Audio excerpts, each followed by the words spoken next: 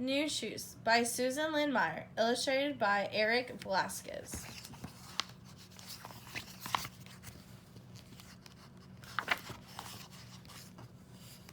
My cousin Charlotte hands me the package as we stand outside Johnson's Shoes. If you could have any shoes in the window, I ask, which one would you choose?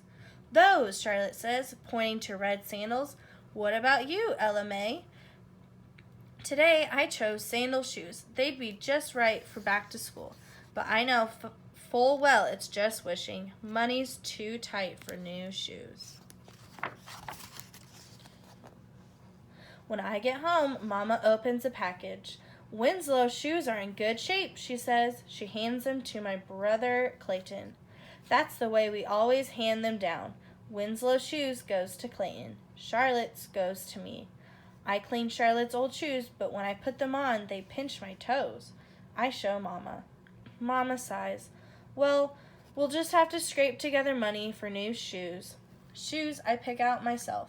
I can't believe it. On Saturday, we're going to Johnson's.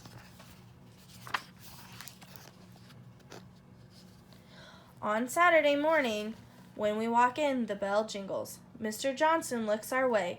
Behind us, the door jingles again. A girl with yellow curls walks in with her daddy. Mr. Johnson heads towards them.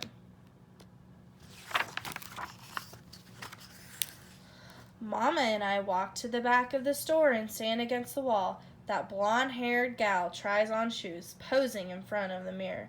I sigh. Weren't we here first? But I know colored people always have to wait. Finally, the girl's daddy buys her a new pair of shoes, and they leave.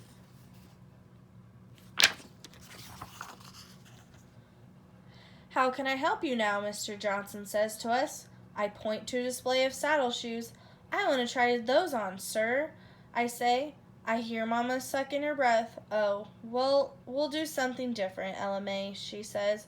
We'll make a picture of your feet for Mr. Johnson. But, I start to say, pencil and paper are over there, gal, Mr. Johnson says to Mama.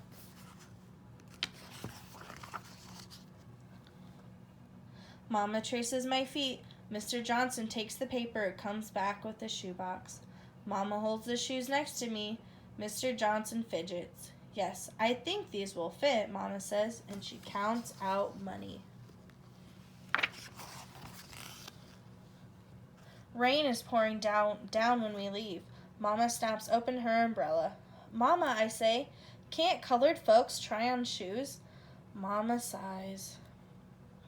No, but then she puts on a smile. Let's think about how nice your feet will look for school.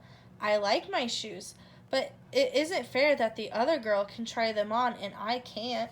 Mama and I walk together, listening to the rain.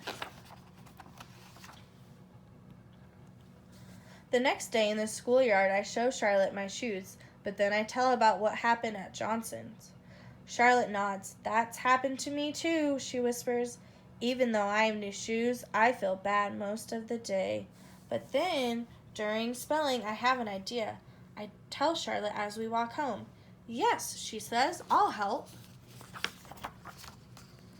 So Charlotte and I do chores.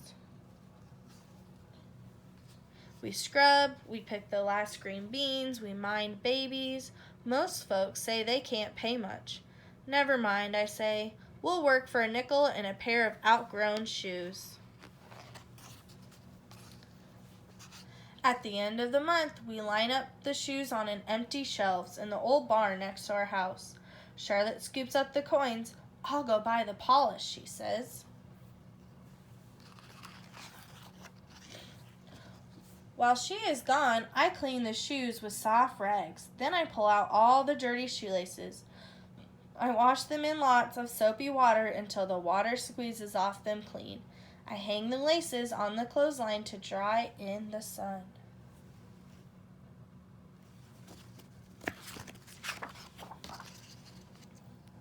Charlotte comes running back.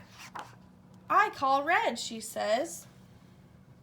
She uses a nickel to pry open the red tin, and I open the black. I take a pair of shoes and rub the polish in. Then I scrunch up my hand inside, smoothing out all the wrinkles, and buff the shoes until they shine. The sun has dried the laces now. I thread them back through the holes.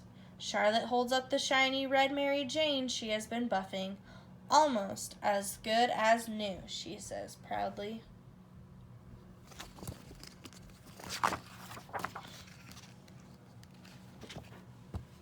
The neighbors know we are ready to open even before the paint on our sign is dry.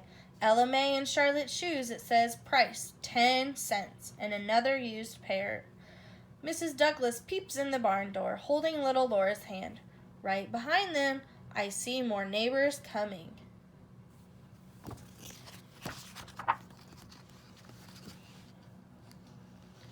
Look at this, Mrs. Douglas.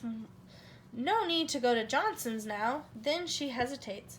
Last time the shoes from Johnson's gave my Laura a blister, she said. Can she try these on to see which one fits better?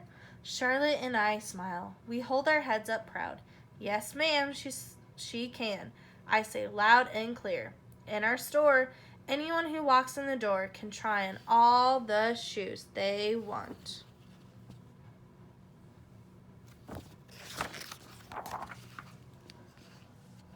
Author's note. Ella May is a fictional character, but the discrimination that she faces was very real. Until the mid-1960s, many places in America had laws and traditions, known as Jim Crow or segregation, that were unjust to African Americans. Segregation was especially strong in the South, but it could be found throughout the whole United States.